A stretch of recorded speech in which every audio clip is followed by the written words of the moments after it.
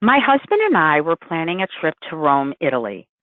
We purchased lots of travel books, ate many Italian meals, and even learned a few Italian words. We boarded the plane and enjoyed the flight. When the plane landed, the flight attendant made an announcement welcoming us to Paris, France. We looked at each other in astonishment and said, "Well, that can't be. We only know about Italy. We don't know anything about France." Thus begins the story of our son, Mark, who was born on September 25th, 1985. He was beautiful, wide-eyed, and seemed curious about everything. At that time, they didn't do newborn hearing screenings at the hospital, but his hearing wasn't a concern to us. We can remember him making sounds around 10 months of age. Babies typically babbled, but this was not like that. It was something very different. I questioned the pediatrician, and his response was, "Oh, my son used to bark like a dog when he was little. Get yourself a tape recorder. When he's a teenager, you'll listen to it and laugh." It was during a visit from my in-laws that they became concerned with his apparent lack of responses. One day, my husband and I were not home, and they were babysitting. My father-in-law went behind Mark in his high chair and started banging pots. Mark never responded to the sounds. When we returned, they shared what happened with us, and we were shocked. How could that be? He turns his head when we walk into the room. We were sure he could hear. We made an appointment with an audiologist, and after an evaluation, she recommended he have an ABR done at the hospital. Because he was 17 months old, he had to be sedated for it. This was a very emotional and frightening time for us, but more so because I was 3 months pregnant, and we didn't know what the results of this would mean for our unborn baby. When the test was finished, the audiologist called us into his office. My husband said, "I hope you have good news for us." The audiologist looked at both of us and said, "I'm sorry, I have no good news for you. Your son is profoundly deaf, and there is little hope that he will ever be able to talk." When we got home, my husband said, "Being sad, it's not going to help Mark. I'm going to research everything I can about communication modes, school programs, and anything I can find out about deafness. Tomorrow, we will make an appointment with an audiologist for Mark to be fitted with hearing aids." When he received them, we found it daunting placing hearing aids on a toddler's tiny ears. After doing a lot of research, we decided that we would try the auditory oral method with Mark.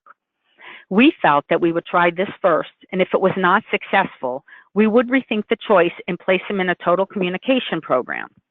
He began in the parent-infant program locally. It was on a family visit to St. Louis, Missouri, that we decided to have him evaluated at Central Institute for the Deaf, a school that has been educating deaf and hard of hearing children for over 100 years. After a half-day evaluation, we were told they were not sure Mark would ever be able to talk, and that they would need to study his evaluation and get back to us. The director of the school, Jean Moog, called us a few weeks later and said that they would like Mark to enroll, but on a probationary basis. There were 8 weeks left in the school year. Mark, Lori, and I moved into a furnished apartment for 2 months. He was 3 and Lori was 1 at the time. By the way, she did pass the ABR hearing test she had a month after her birth. The school year ended and we enrolled him for the next year, again on a probationary basis. They also recommended he get an evaluation for a cochlear implant. He was implanted that summer. It was on one of his visits to St. Louis that my husband noticed Mark wasn't responding to sounds like he had been. Could it have been because of that recent accident he had when he was playing in our apartment? Not paying attention, he hit his forehead on a wall, which required stitches. An integrity test confirmed that the implant was not working and had in fact had an internal failure.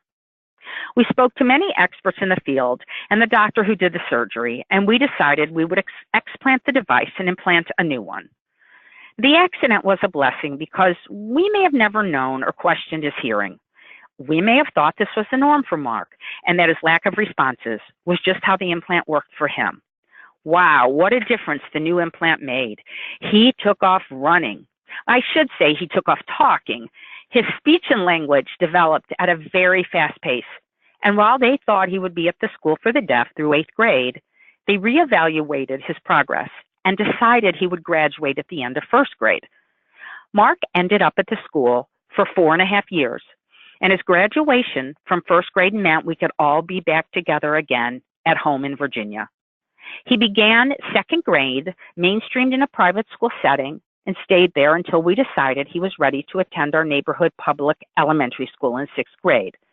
Coincidentally, our neighborhood middle school and high school had the center program for the deaf and hard of hearing. While Mark was not a student in the center, we were excited that he would meet other deaf children. Perhaps it would be easier for him socially.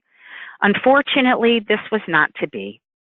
The deaf students didn't accept Mark because he was oral, and the hearing kids didn't accept him because he was deaf. It was a very lonely time for him, and as parents, it made us very sad. Mark typically received B's, but mostly C's on his report card. School was not a place he wanted to be. One day, he said to his father, "We are the only family in all of Northern Virginia that doesn't have cable." My husband said, "Mark, if you get straight A's by the end of the quarter, we'll get cable." Well, wouldn't you know, he brought home a report card with straight A's, and we had cable the next week. This was the beginning of Mark's transformation as a student. He got A's and B's for the rest of his years in high school. Another plus in our high school was that ASL was a course offering for the language requirement. He decided it was time he learned sign language.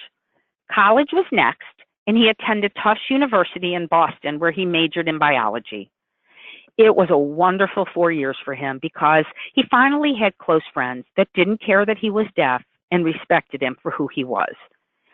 He decided he wanted to become a doctor and applied to medical schools.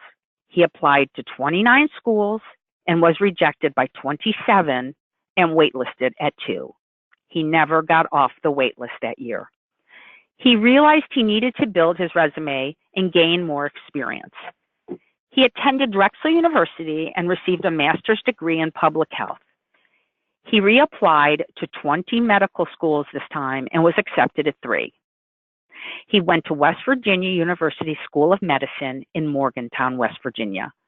It was during his 4 years in medical school that he decided he wanted to become a neurologist. He was accepted into the residency program at the University of Maryland Medical Center in Baltimore with a 4-year residency in neurology. He is currently finishing his 3rd year. When he finishes his residency, he will continue on with a 2-year fellowship specializing in multiple sclerosis at the VA hospital in Baltimore. While Mark is successful, it did not come easy to him. He has experienced discrimination due to his deafness, and he will continue to experience that throughout his life. He has learned to advocate for himself because he realizes that no one else should have to do that for him. In hindsight, one of the values we instilled in Mark was to have a sense of purpose. Whether he was shoveling our neighbor's driveway or helping them fix their computer, he needed to know that we had high expectations for him and that he needed to have high expectations for himself. We never planned on having a deaf baby. We only knew about hearing babies. We bought lots of toys with music and sounds, and we were looking forward to watching his expression when he heard those sounds. But just like planning our trip to Italy, we quickly had to adjust to being in France.